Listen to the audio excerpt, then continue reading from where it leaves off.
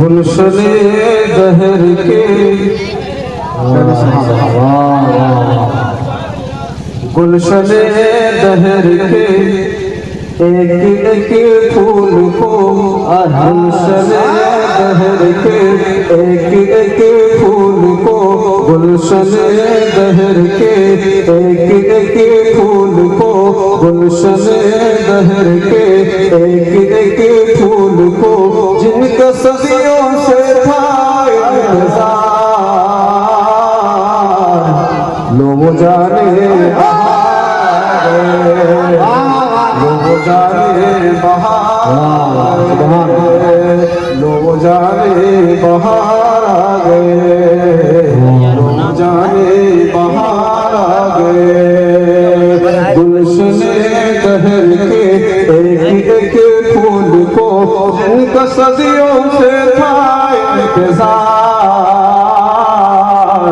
لوگ جانے بہار آ گئے لوگ جانے بہار آ گئے اور ہم سمجھ فرمائیں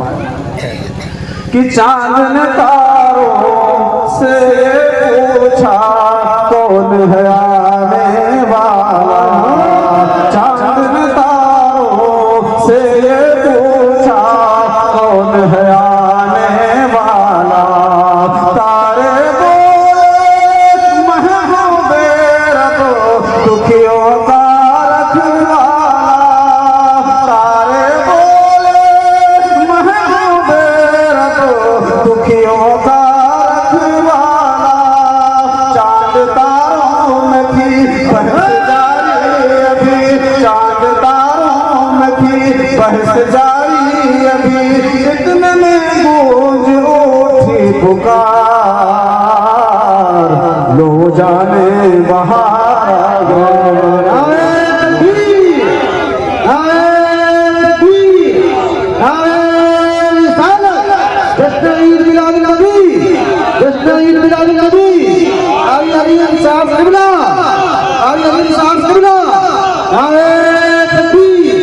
سبحان اللہ لو جانے بہار آ گئے لو جانے بہار آ گئے اور دریا کے کنارے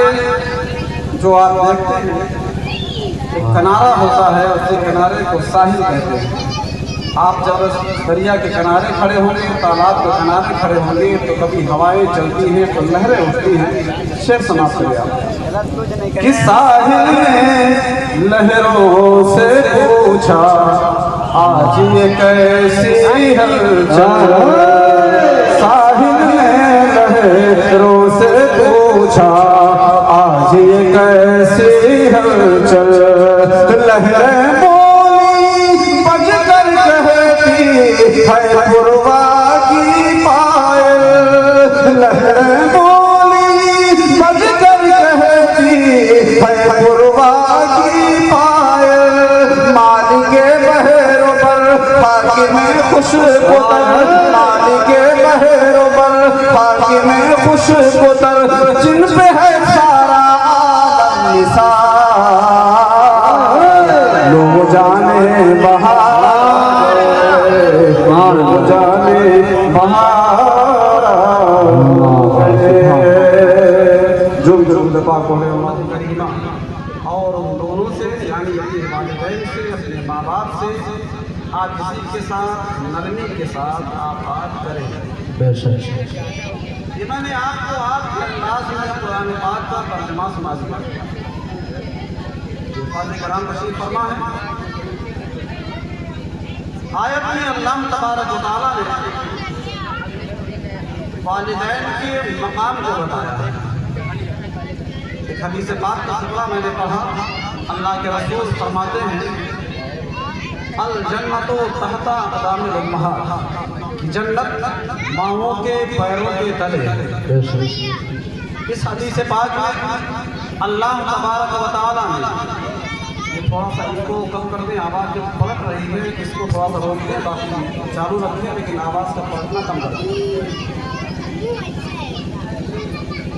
حدیث پاک میں دیکھیں اللہ کے رسول ارشاد فرماتے ہیں الجنت تحت اقدام الامہات کی جنت ماؤں کے قدموں کے تلے ہے۔ اس حدیث پاک میں اللہ کے رسول صلی اللہ علیہ وسلم نے اس حدیث پاک میں آقا نے یہ نہیں فرمایا کہ تمہاری ماں روزہ رکھنے والی ہے تو اس کے پیروں تلے جنت ہے، تمہاری ماں حج کرنے والی ہے تو اس کے پیروں تلے جنت ہے، تمہاری ماں حج کرنے والی ہے تو اس کے پیروں تلے جنت ہے، تمہاری ماں زکوٰۃ دینے والی ہے تو اس کے پیروں تلے جنت ہے، تمہاری ماں اچھے کام کرنے والی ہے تو اس کے پیروں تلے جنت ہے۔ نہیں بلکہ میرے آقا کونین نے ارشاد فرما دیا کہ اگر وہ تمہاری ماں ہے، اس نے تمہیں پیدا کیا ہے، تمہاری جنت اگر کہیں ہے تو اس کے قدموں کے تلے۔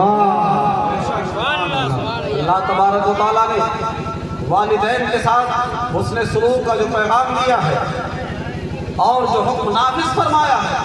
قرآن مقدس جب آپ تلاوت کریں گے تو یہ بات سمجھ میں آئے گی یقیناً اللہ تبارک و تعالیٰ نے والدین کے ساتھ حسن سلوک کا جو معیار قائم فرمایا ہے، ایسا معیار آپ کو کسی مذہب میں کسی دھرم میں نہیں ملنے والا ہے۔ یہ واحد اسلام کی خصوصیت ہے کہ جہاں پر ایک عورت کو ایسے مقام پر رکھ دیا گیا ہے کہ جہاں پر بڑے بڑے اولیاء کرام بھی وہاں پر سر جھکاتے ہوئے نظر آتے ہیں۔ آپ دیکھتے رہی ہیں حضرت سرکار سیدنا اویس قرنی رضی اللہ تعالیٰ عنہ ہے، آپ کو جو مقام ملا ہے ماں کی خدمت کی وجہ سے ملا ہے۔ حضرت بایزید بستانی کو جو مقام ملا ہے ماں کی خدمت کی وجہ سے ملا ہے۔ آپ دیکھتے چلے جائیں نہ جانے کتنے اولیاء کرام ہیں جنہوں نے اپنی ماؤں کی خدمتیں کی ہیں تو اللہ تبارک و تعالیٰ نے ایسے منصب عظیم سے نواز دیا ہے، ایسا مقام عطا کر دیا گیا ہے۔ اور کیوں نہ ہو، ذرا میں گمراہ ذہن کی صفائی بھی کرتا چلوں، لوگ یہ سمجھ بیٹھتے ہیں کہ مولانا صاحب جب بھی بیٹھتے ہیں ماں کی فضیلت بیان کرتے ہیں، ماں کے مرتبے کو بیان کرتے ہیں، ماں کے اوپر تقریر کرتے ہیں، باپ کہاں چلا جاتا ہے؟ اس لیے کہ باپ کو صبح سے لے کر کے شام تک نہ جانے کتنی مشقتوں کو جھیلتا ہے، نہ جانے کتنے لوگوں کی گالیاں سنتا ہے، نہ جانے کتنے وہ تانے سنتا ہے، تب جا کر کے گھر میں چولہا جلتا ہے، تب جا کر کے گھر والوں کی پرورش کی جاتی ہے۔ آخر ماں کا جب یہ مقام ہے تو اس باپ کے مقام کو کیوں نہیں بیان کیا جاتا ہے؟ باپ آخری بات سنتے چلے، ارے جس نوجوان کی جنت اس ماں کے قدموں کے تلے ہے، جس کے بارے میں اللہ کے رسول فرماتے ہیں کہ الجنت تحت اقدام الامہات، کی جنت ماؤں کے پیروں کے تلے ہے۔ اس جنت کا کہاں ہونا؟ یہ جنت ماں کے پیر کے تلے ہے۔ ارے یہ جنت والی ماں ہے، یہ جنت والی ماں ہے۔ اس نوجوان کو اگر جنت لینا ہے تو اس ماں سے حاصل کرے گا، لیکن اس ماں کی جنت جہاں ہے اس شخص کو یہ وہ باپ ہے جو اس کی جنت اس ماں کے قدموں کے تلے ہے۔ نعرہ تکبیر، نعرہ تکبیر، نعرہ رسالت، جشن انقلاب نبی، خدمت والدین، نعرہ تکبیر،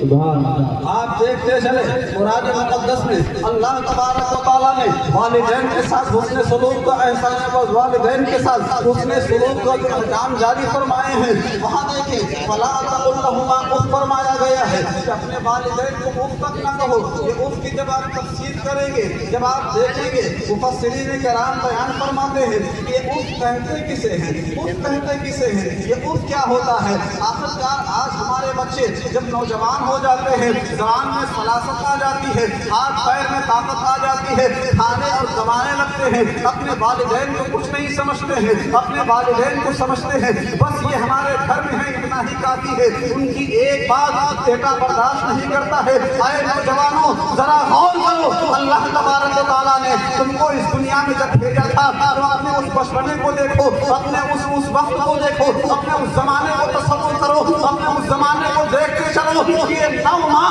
اپنے پیٹ میں تمہیں رکھ کر کے پالتی ہے۔ اگر یہ ماں تمہیں چاہتی تو اپنے پیٹ میں ختم کر سکتی تھی، یہ ماں اگر چاہ لیتی تو تمہیں 9 مہینے نہ رکھتی، بلکہ تمہارے وزن کو نہ برداشت کرتی کہ تمہیں اپنے شکم میں ختم کر سکتی تھی، تمہیں یہ تحریک کر سکتی تھی، تمہاری گردن دبو سکتی تھی، لیکن اس کی محبت نے ایسا نہ کیا، اس کی محبت نے یہ گوارا نہ کیا۔ 9 مہینے کا بوجھ اس ماں نے اٹھایا ہے، اس کے بعد تم کو جنم دیا ہے، اس کے بعد تمہیں پیدا کیا ہے۔ آج جب تم پیدا ہو گئے، جب تم دنیا میں आ गए हो। आज जब आने के बाद हाल क्या होता है, सर्दी का जमाना जब चलता है, कड़ाके की सर्दी हुआ करती है, लोग बाहर निकलना